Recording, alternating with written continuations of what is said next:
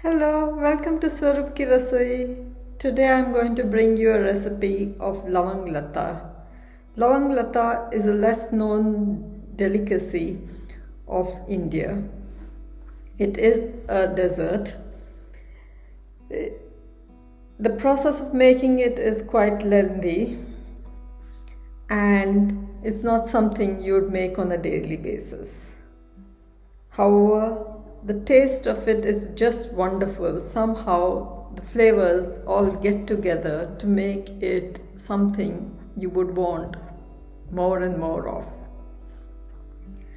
I have very fond memories of the sweet, and I remember my mum used to make it, and I, as a teenager, used to help my mum fold it.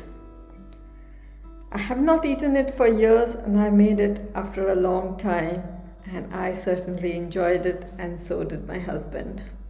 Hope you like my recipe. If you like my recipe, do not forget to click like and subscribe to my channel. Thank you for watching. The ingredients required to make Lavang Lata are 1.5 cups of plain flour, 3 tablespoons of semolina, 2 tablespoons of desiccated dry coconut, 2 tablespoons of milk powder, 1 3/4 cup of sugar, 1 teaspoon of cardamom and nutmeg powder, cloves as needed, and 2 tablespoons of sunflower oil for the dough and further for frying. Take 1.5 cups of plain flour in a mixing bowl. Add 1 tablespoon of sunflower oil to it. Add water little at a time with kneading to make a soft dough.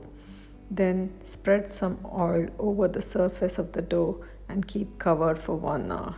To make the filling, take 3 tablespoons of semolina in a pan and dry roast it till it starts releasing its flavor.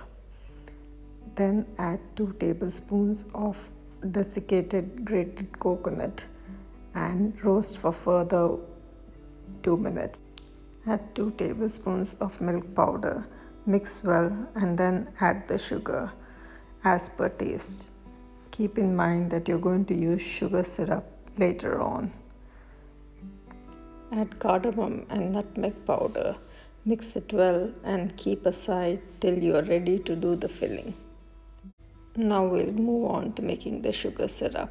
To do that, take about 1.5 cups of sugar in a bowl, add about 1/2 cup of water to it, and put it on the flame with intermittent stirring to get clear syrup. Take a drop of the syrup on the plate and put your index finger over it. Take out your finger and put your thumb over the index finger and try to stretch it apart to get one thread. When you're able to do that, the syrup is done. Turn off the flame and keep warm. After the dough has rested for 1 hour, grease your hands and knead the dough again. Take a small portion of it on a rolling board which has previously been greased and roll it into a round shape of 4 to 5 inches in diameter. Place some of the filling in the center as shown. Fold the top edge as shown and moisten the folded part with water. Then fold the bottom edge onto the top part as shown and press slightly with your fingers to ensure that they adhere to each other. Then turn it over as shown. Moisten the center part and fold it from the lateral side as shown. Then moisten the free part and fold the other edge on it to form the shape shown. Fix it in the middle with a clove. It may be useful to keep the dough, the filling, and a bowl of water close by. If you're quick enough, you can roll out a few and do the filling all together. It is important to ensure that they do not dry. Put the folded pieces under a moist muslin cloth as shown to prevent drying. Once you've finished making all of them, heat oil in a pan and deep fry them till golden brown on all sides. Drain the oil and remove and put it in the syrup that you've already prepared. Take them out from the syrup in 1 minute and put it separately on the plate to ensure they don't stick to each other. Allow them to dry before you store them.